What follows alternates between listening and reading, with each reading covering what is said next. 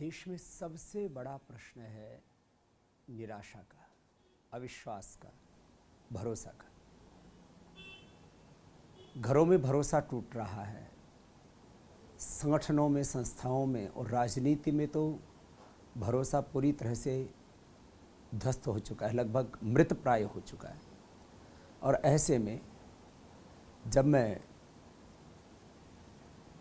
लाखों कार्यकर्ताओं को अपने सामने पाता हूँ और पूरे देश भर में लाखों कार्यकर्ता और करोड़ों समर्थकों के हृदय में आस्था की पराकाष्ठा देखता हूँ, तो मेरा स्वयं का हृदय कृतज्ञता से भर आता है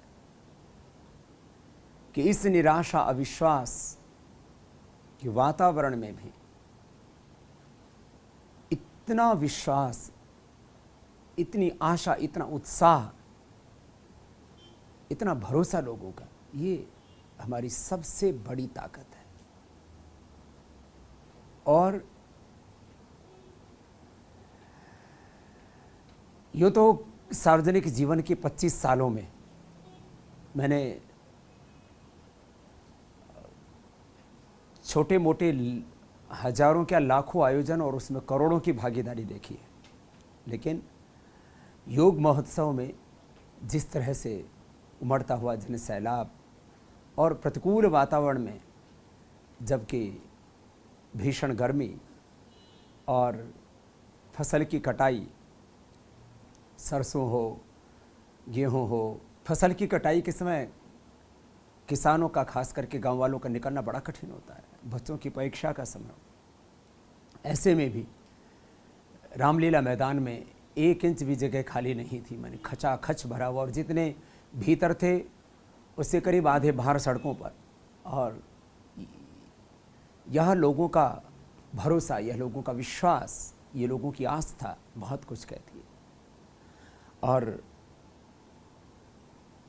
लोग सुबह 2-2, 3-3 बजे से उठ कर के रामलीला मैदान पहुँचे और उसके बाद अपने घरों तक पहुँचते पहुँचते उनको 2-3 बज गए होंगे। अर्थात 24-24 घंटा ऐसे ही, कोई भूख की परवाह नहीं, प्यास की परवाह नहीं। और यही असली ताकत होती है किसी भी आंदोलन की सफलता के लिए। कार्यकर्ता और जनता, ये दो जब खड़े हो जाते हैं तब असंभव भी संभव बन जाता है, नामुमकिन मुमकिन हो जाता है। और उसको मैंने योग महोत्सव में देखा। पूज्य बापू जी ने तो स्वयं अपने मुखारविंद से कहा कि मैंने ज़िंदगी में इतनी भीड़ कभी नहीं देखी। और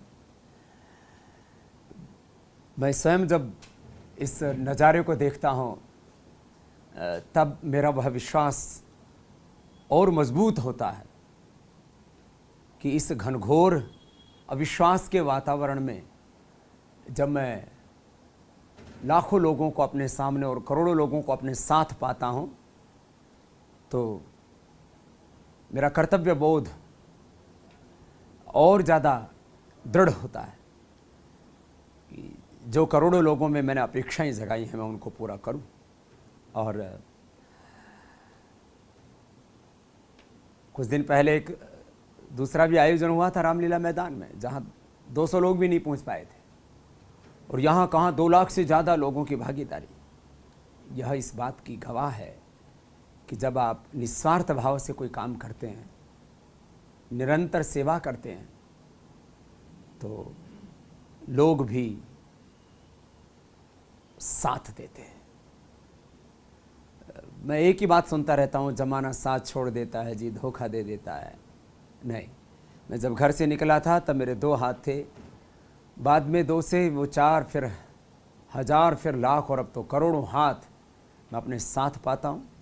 और मैं यह विश्वास दिलाता हूँ कि आप सब ने जो भरोसा किया है, जो विश्वास किया है, उसको हम टूटने नहीं देंगे। और अभी यह योग महोत्सव तो हमारे दूसरे चरण की तैयारी थी, अब ये तीसरा चरण योग महोत्सव के बाद शुरू हो गया है। मैं इधर पार्टी के शीर्ष नेतृत्व से हस्ताक्षर ले रहा हूं अपने मुद्दों को लेकर के, और अपने ज़िले के सभी कार्यकर्ताओं को प्रत्येक लोकसभा क्षेत्र के कार्यकर्ताओं को एनडीए के प्रत्याशियों के पास में जा करके और उड़ीसा में संभव हो सके और ख़ास करके पश्चिम बंगाल में संभव हो सके तो कोई यदि तृणमूल का भी कोई प्रत्याशी हमारे इन मुद्दों का समर्थन करता है तो इसका भी विचार किया जा सकता है। जिन प्रत्याशियों को हमने प्रामाणिकता से समर्थन दिया है वहाँ पर दूसरे से सिग्नेचर लेने का फिर कोई अर्थ नहीं है, क्योंकि हस्ताक्षर लेना मात्र औपचारिकता नहीं है, फिर उस व्यक्ति को वहाँ से जिताना और उसको जितवा करके अपने मुद्दों को पूरा कराना ये मकसद है। इसलिए सभी पार्टियों से इस बार हम हस्ताक्षर नहीं ले रहे हैं। जो पूरी प्रामाणिकता के साथ हमारा समर्थन कर रहे हैं उन्हीं से हस्ताक्षर ले रहे हैं। और इसमें वो सारे मुद्दे हैं काला धन, भ्रष्टाचार और व्यवस्था परिवर्तन के, जिन मुद्दों को लेकर के हमने 2009 से लेकर के और 2014 तक 5 वर्षों में जो अपेक्षाएं पैदा की हैं हमने कि काला धन को राष्ट्रीय संपत्ति को घोषित करके वो रिजल्ट ओरिएंटेड स्ट्रॉन्ग प्रोविजंस, वो प्रोसीजर्स जिससे कि काला धन वापस आएगा, चाहे वह जनरल पर्पज एफआईआर का प्रश्न है और चाहे पॉलिटिकली एक्सपोज पर्सन्स के प्रोविजंस हैं, United Nations convention against corruption, ये 2 ऐसे प्रोविजंस हैं इंटरनेशनल लेवल पर जिससे कि हम काला धन वापस ला सकते हैं। और डिक्लेरेशन ऑफ बेनिफिशियल ओनरशिप एक बहुत बड़ा प्रावधान है। ये होने पर तो टोटली इकोनॉमिक ट्रांसपेरेंसी आ जाती है, आर्थिक पारदर्शिता पूरी आ जाती है और देश की अर्थव्यवस्था के आंतरिक अर्थव्यवस्था के अंदर जो काला धन जमा है, नकली करेंसी और उससे फिर महंगाई, बेरोजगारी और भ्रष्टाचार, आतंकवाद, सामाजिक आर्थिक गैर बराबरी की जो मुद्दे, उसमें जो हमने एकल कर व्यवस्था का प्रस्ताव दिया तो 5 मुद्दे आर्थिक संदर्भों के हैं हमारे, इसमें जो 5 बिंदु हैं। और फिर भ्रष्टाचार पर अंकुश लगाने के लिए हमने 3 प्रभावी कदम उठाने की बात की है। और फिर भारत स्वाभिमान के जो व्यवस्था परिवर्तन के मुख्य मुद्दे हैं, राष्ट्रीय किसान आय आयोग, समान शिक्षा और समान चिकित्सा व्यवस्था, चुनाव सुधार और भारतीय भाषाओं को लेकर के, माने उच्च व तकनीकी शिक्षा संस्थानों में, न्याय व्यवस्था, प्रशासनिक व्यवस्था, उद्योग जगत, रोजगार एवं विकास के सभी क्षेत्रों में भारतीय भाषाओं को पूर्ण गौरव दिलाना और जो है राष्ट्रीय स्तर पर राष्ट्रभाषा और प्रांतीय स्तर पर प्रांतीय भाषा, भारतीय भाषाओं को पूर्ण गौरव दिलाना और राष्ट्रीय प्रबंधन एक नीति बनाना जिससे कि संपदा प्रबंधन से लेकर के तमाम चीज़ों को में एक पारदर्शिता आ सके, एक न्यायपूर्ण व्यवस्था सामने आ सके। देश की आर्थिक, व्यावसायिक, सांस्कृतिक, शैक्षणिक, न्यायिक व प्रशासनिक व्यवस्था को स्वदेशी व न्यायपूर्ण बनाने के लिए जो है ये 8वां और 9वां हमने गो संरक्षण, संवर्धन और विश्व मुक्त खेती से लेकर के जो आध्यात्मिक न्यायवाद की जो विचारधारा, नीतियाँ और सिद्धांत जिसके लिए हम ने देश में अपेक्षाएं जगाई और उसी से इस देश का अभ्युदय निश्रेय सिद्ध होगा और भारत को आध्यात्मिक और आर्थिक महाशक्ति के रूप में विश्व में प्रतिष्ठापित करने के लिए, दिव्य भव्य भारत बनाने के लिए ये 9 मुद्दों के ऊपर हमने आदरणीय राजनाथ जी का हस्ताक्षर ले लिया है, आदरणीय गडकरी जी का हस्ताक्षर ले लिया है। बहुत जल्दी ही 1-2 और वरिष्ठ नेताओं के हस्ताक्षर, कम से कम 3 से 5 वरिष्ठ नेताओं के हस्ताक्षर सबको मेल करके भेज दिए जाएंगे ये पत्रक। तो जब आप ये आदरणीय राजनाथ जी का जब हस्ताक्षर हो गया तो कोई बाकी शेष रहा ही नहीं। जब पार्टी अध्यक्ष जो है इस बात का समर्थन करता है तो फिर उधर मैंने आदरणीय उद्धव जी से भी बात कर ली है, दूसरे भी लोगों को जो भी एनडीए के घटक दल हैं उनसे हम बात करेंगे और प्रत्याशी निश्चित रूप से आपको ये शपथ पत्र देंगे। और इसमें कोई ऐसा मुद्दा छूटा नहीं है जो हम देश में देखना चाहते हैं और एक छोटे से बदलाव से पूरे देश की फिजा बदल जाती है। एक भाषा का प्रोविजन किया तो 99% जो लोग आज भाषा के नाम पर पक्षपात झेल रहे थे कि वो उच्च शिक्षा से वंचित थे, चाहे वो डॉक्टर बनना है, इंजीनियर बनना है, साइंटिस्ट बनना है, कोई प्रबंधन का, मैनेजमेंट का कोई बड़ा कोर्स जो भी डिग्री लेनी है और उसके बाद में एम्प्लॉयमेंट रोजगार की बात है, उसमें भारतीय भाषाओं को कोई गौरव है ही नहीं।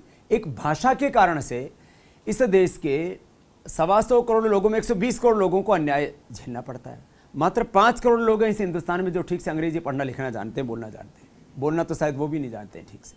ये हालात है इस हिंदुस्तान के। लेकिन ये एक भाषा का प्रश्न हुआ।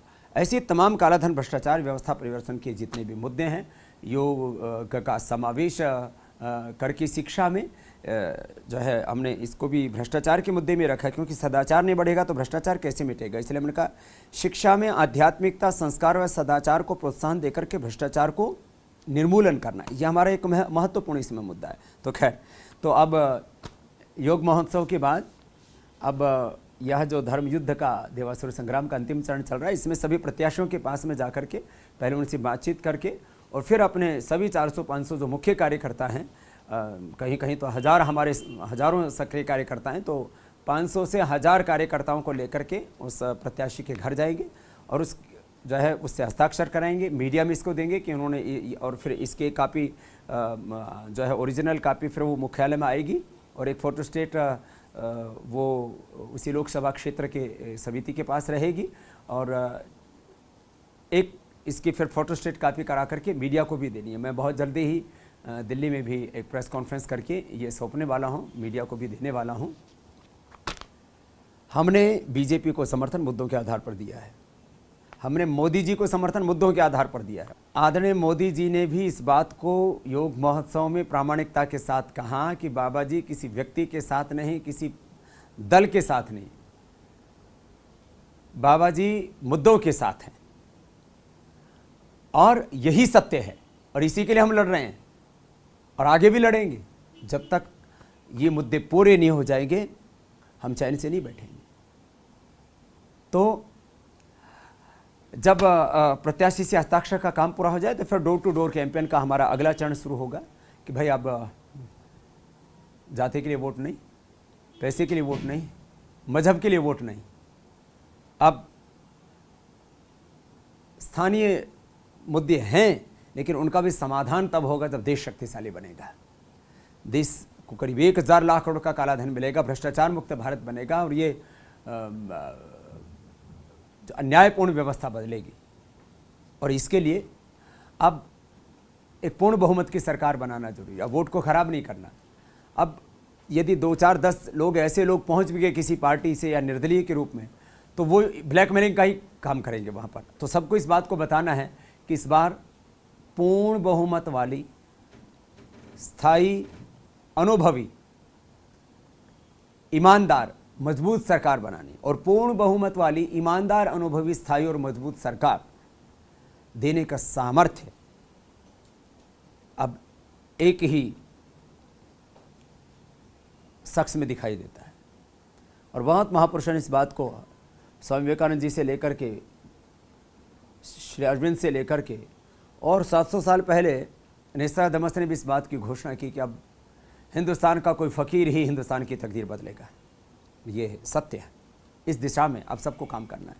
तो योग महोत्सव के बाद अगला चरण डोर टू डोर जा करके हमें लोगों को बताना है, जगाना है कि वोट करने जाना है और वोट जो है वो सही दिशा में करना है, तो ही सात्विक परिवर्तन, सही दिशा में परिवर्तन देश में आएगा और आप ही इस देश के भाग्य विधाता, वोटर ही इस देश के भाग्य विधाता हैं।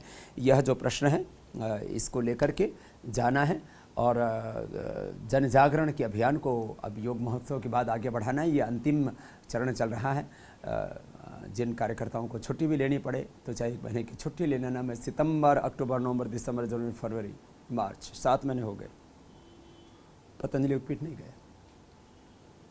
अभी 2 महीने और लग जाएंगे। जब मैं 9 महीने पतंजलि योगपीठ से बाहर रह करके रात दिन इस अनुष्ठान को आगे बढ़ाने के लिए, रात को अब तो 12 तक बज जाते हैं, फिर सुबह वही 3-4 बजे से यात्रा शुरू हो जाती है। किसी दिन 2, किसी दिन 4 घंटे सोने को मिलते हैं, किसी दिन तो वो भी नसीब नहीं होता।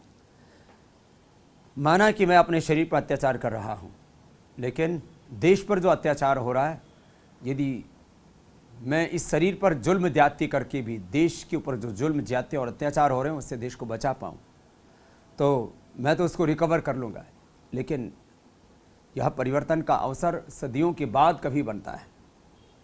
2014 में जो परिवर्तन का वातावरण बना है, हो सकता है इसमें कुछ प्रश्न आए कि प्रत्याशी अच्छा नहीं है, हम तो इसको वोट कर ही नहीं सकते। एक बात हमें यह भी समझनी पड़ेगी कि भाई नीतियां बनती हैं नेतृत्व से, चाहे उसको आजकल लोग बोलते हैं हाई कमान से चलती हैं पार्टियां। भैया यदि आप ये सोचो कि सब लोग किसी मुद्दे पर 100% सहमत हो जाएंगे, 100, 200, 500, 1000, लाख, करोड़ आदमी, ये संभव नहीं है। इसलिए कुछ बड़े लोगों को सोच करके नीतियाँ बनानी पड़ती हैं। देश बनेगा नेतृत्व से, देश बनेगा नीतियों से, देश बनेगा सही नीयत से। सही नेतृत्व, सही नीयत और सही नीतियाँ हमें जहाँ दिखाई देती हैं वहाँ वोट करना है। अर्थात यदि हमने अब जिन पार्टियों को और जिन व्यक्तियों को समर्थन देना तय किया है, उसमें से यदि 2-4 व्यक्ति कोई गलत भी आ जाएंगे तो ये प्रोविज़न जब लागू करेंगे तो वो भी बच नहीं पाएंगे। कोई भी भ्रष्टाचारी बचना नहीं चाहिए और कोई भी सदाचारी सताया नहीं जाना चाहिए। तो किसी भी पार्टी का कोई भी प्रत्याशी यदि गलत भी चुन के आ गया ना, एक बार अब जो हमने सोचा है, अब उस दिशा में एक बार वोट कर दीजिए। तो भाई यदि 2-4 व्यक्ति गलत भी चले गए यदि चुन करके, तो कोई नहीं, उनके साथ भी वही होगा जो होना चाहिए, जो जस्टिसफुल है। उन्होंने भी यदि देश के साथ धोखा, गद्दारी, विश्वासघात, छल किया है तो उनको भी उनकी की सज़ा भोगनी पड़ेगी। इसलिए यदि यह प्रश्न आता है कि जी यहाँ तो प्रत्याशी जो है वो ठीक नहीं है और जो है इसका कैसे समर्थन करें, तो वहाँ हमको यही देखना है कि पार्टी का नेतृत्व, पार्टी का जो हाई कमान है, उसको बनानी है वो नीतियाँ जो हम ये बनाना चाहते हैं। ये एक प्रत्याशी नहीं बना पाएगा, ये तो पार्टी को बनानी पड़ेगी। और पार्टी जब इन मुद्दों को लेकर के व्हिप जारी करेगा तो जो कोई गलत भी आदमी 2-4 यदि कोई पहुंच जाते हैं, उनको भी मजबूरी में समर्थन करना पड़ेगा इन मुद्दों का। इसलिए ये मैं मानता हूं कि ये प्रश्न आएगा कई जगह, लेकिन उसको भी अपने को भूल करके अब कई जगह अपना मन मार के भी काम करना पड़े। मैं बहुत बड़ी बात कह रहा हूँ कि मन मार कर भी काम करना पड़े, तो बड़ा मन रख करके, हमको बड़ा लक्ष्य रख करके। अब कृष्ण नीति यही कहती है कि अब थोड़े तो दोस्त थे ना युधिष्ठिर में भी, थोड़े क्या बहुत दोस्त थे। पूरा अपना साम्राज्य हार गया, पूरा राजपाट हार गया जुए में, और घर की माँ बहन बेटियों को, घर की स्त्रियां तो सबसे ऊंचा गौरव होती हैं घर का, वो तो बहुत बड़ा पक्ष है धर्म का, लेकिन जो स्त्रियों को जुए में हार गया उसको आगे करके धर्मराज्य की प्रतिष्ठापना की। तो ऐसा भी कहीं वातावरण हमको दिखे कि भाई यहाँ तो थोड़ा गलत हो रहा है, तो भी मैंने कहा बहुत से ऐसे प्रश्न आपके सामने आ सकते हैं, लेकिन उनके भी आगे जा कर के अपने को काम करना है। और जो सोशल मीडिया वाला काम है उसको भी अपने को और आगे बढ़ाना है। अभी करीब 25 लाख के आसपास फेसबुक पर अपने साथ लोग जुड़े हैं और ट्विटर पर भी एक बहुत बड़ी संख्या जुड़ चुकी है। तो इस दिशा में भी यह हमारी स्थायी ताकत है। अब योग महोत्सव हमने पूरे देश में किया, इससे ठीक है, एक उपस्थिति हमने करोड़ों लोगों की पूरे देश में दर्ज कराई, इससे संगठन मजबूत होता है, एक तंत्र नीचे तक खड़ा होता है, और इसके बिना कोई बड़ा परिवर्तन नहीं आ सकता। देखो, परिवर्तन के लिए एक संगठन तंत्र का होना बहुत जरूरी है, लोगों में भरोसा। यदि वोट बैंक की बात की जाए तो आज अभी उसका पूरा मौका नहीं है कहने का, लेकिन सबसे बड़ा वोट बैंक, हमने इसका सर्वे करवाया पूरा, वो सर्वे की रिपोर्ट भी हम आवश्यकता हुई तो शायद चुनाव से पहले भी रख सकते हैं। सबसे बड़ा वोट बैंक, और वहाँ भी जबकि लोगों में अभी बहुत तरह का असामंजस्य है, हमने सबसे बड़ा सर्वे कराया और उसमें लोगों ने सभी राजनीतिक पार्टियों से ज़्यादा भरोसा भारत स्वाभिमान की इस अभियान के प्रति जताया, जो हमने काला धन, भ्रष्टाचार, व्यवस्था परिवर्तन के मुद्दों को लेकर के यह लड़ाई लड़ी है, जंग लड़ी है, उसके लिए माने सबसे बड़ा वोट बैंक अपने साथ है। इसलिए अपने आप को किसी भी तरह से कमज़ोर मत मानिए। सब कार्यकर्ताओं में एक अपरिमित उत्साह होना चाहिए और एक एक के भीतर गर्व होना चाहिए। मैं भगवान का बेटा हूँ, मैं भगवान की बेटी हूँ, मैं ईश्वर पुत्र हूँ, मैं ऋषियों की संतान हूँ, मैं भगवान की संतान हूँ, और मैं भारत माता की संतान हूँ। और ऋषियों की संतान को, भारत माता की संतान को, भगवान की संतान को जो कार्य करना चाहिए और उसका जितना बड़ा दायित्व होना चाहिए, उतना ही बड़ा दायित्व मेरा है, उतनी ही बड़ी जिम्मेदारी मेरी है। और मैं इस बात के लिए प्रतिबद्ध हूँ, ये मेरा प्रण है, ये संकल्प है कि मेरे रहते हुए मैं इस धरती पर शैतान का राज कायम नहीं होने दूंगा, बेईमानों का राज कायम नहीं होने दूंगा, भगवान का, सत्य का, धर्म का, न्याय का साम्राज्य में स्थापित करूंगा। इस संकल्प के साथ सभी कार्यकर्ताओं को अब डोर टू डोर के अगले चरण में जाना है और अपने अपने लोकसभा क्षेत्र के प्रत्याशियों का लगभग एक सप्ताह के भीतर ही यह हस्ताक्षर करा लेना है। अभी योग महोत्सव के तुरंत बाद एक सप्ताह के भीतर माने पहले चरण से पहले 7 अप्रैल का, और 7 अप्रैल से पहले हमारे सभी प्रत्याशियों का हस्ताक्षर आ जाए, इस दिशा में सबको काम करना है। एक बार अंत में मैं पूरी कृतज्ञता के साथ सभी कार्यकर्ताओं का, जिन्होंने योग महोत्सव के समय प्रभारी की जिम्मेदारी निभाई, हमारे सभी जिला, तहसील और नीचे गांव प्रखंड तक के प्रभारियों ने, और यहाँ दिल्ली में जो आयोजन था इसमें दिल्ली, पश्चिम उत्तर प्रदेश और हरियाणा ने बहुत बड़ी भूमिका निभाई, और वहाँ इस आयोजन को पूरा सही दिशा में ले जाने के लिए और पूरा सफल बनाने के लिए योग महोत्सव प्रभारी और फिर वाहन प्रभारी भी जिन को दायित्व दिए गए थे, उन्होंने बहुत बड़ी भूमिका निभाई। मैं उन सब के तप को, उन सब की निष्ठा को, पुरुषार्थ को, उनकी निस्वार्थ सेवा को स्वयं कृतज्ञतापूर्वक प्रणाम करता हूँ। और जो दिल्ली के रामलीला मैदान से लेकर के हिंदुस्तान के 600 से ज़्यादा ज़िलों में जो योग महोत्सव हुआ, उसके लिए जिन जिन कार्यकर्ताओं ने तप किया, जिन जिन दाताओं ने सहयोग दिया, उन सबको धन्यवाद देता हुआ ये अपेक्षा करता हूँ कि जब जब आपको हमने बुलाया तब तक आपने इतनी बड़ी संख्या में भागीदारी दे करके मेरे इस विश्वास को बल दिया कि देश सच के साथ है।